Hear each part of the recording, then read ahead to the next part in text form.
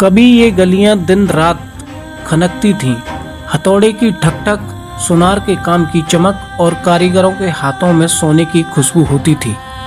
लेकिन आज उस गली में सन्नाटा है, कारीगरों के हाथ ठंडे हैं और आंखों में सवाल, इतनी तेजी में अब काम कहां से आएगा। आज सोना 1,20,000 प्रति 10 ग्राम पार कर चुका है और चांदी 1,55,000 प्रति किलो तक पहुंच गई है।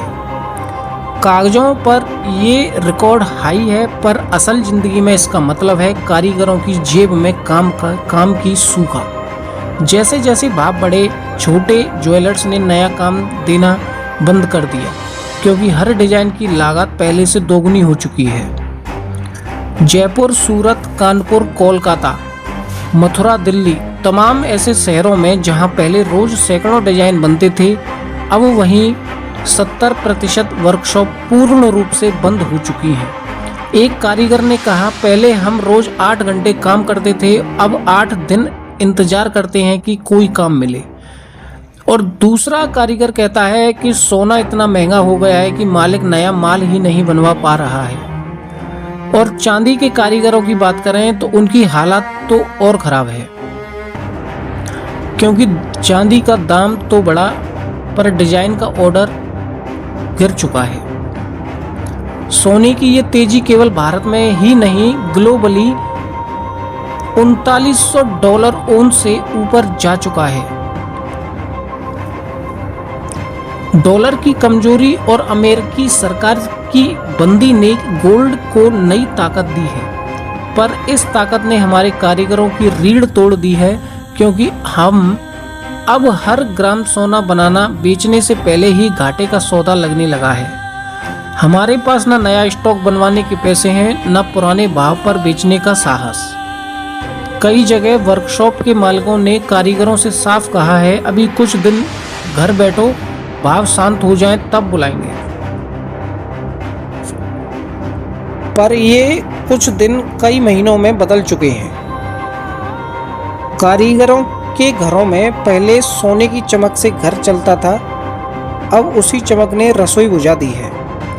किसी के बच्चे की फीस रुकी है, किसी की EMI बाकी है और बहुतों ने अब दूसरे काम पकड़ लिए हैं। कोई डिलीवरी कर रहा है फूड की, सामानों की, कोई पॉलिशिंग छोड़कर राजमिस्त्री बन गया है।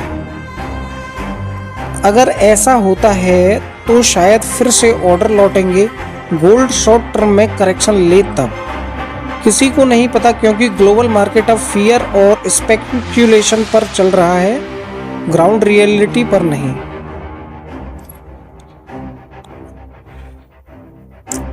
तो सवाल ये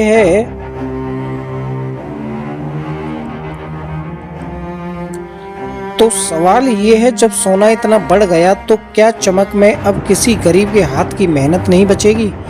क्या वो दिन फिर आएगा जब किसी कारीगर के घर में फिर से ठक ठक की आवाज़ गूंजेगी? या फिर सोने की बढ़ती कीमतों ने उनकी जिंदगियों में रोशनी हमेशा के लिए छीन ली है या छीनती जा रही है? शायद जवाब बाजार के पास नहीं, सरकार और समाज के पास है, क्योंकि अगर मेक इन इंडिया की बात करनी है तो सबसे पहले hands that make India shine को बचाना होगा। वो कारीगर जो सोने को आभूषण बनाते हैं और अपनी जिंदगियों को मिट्टी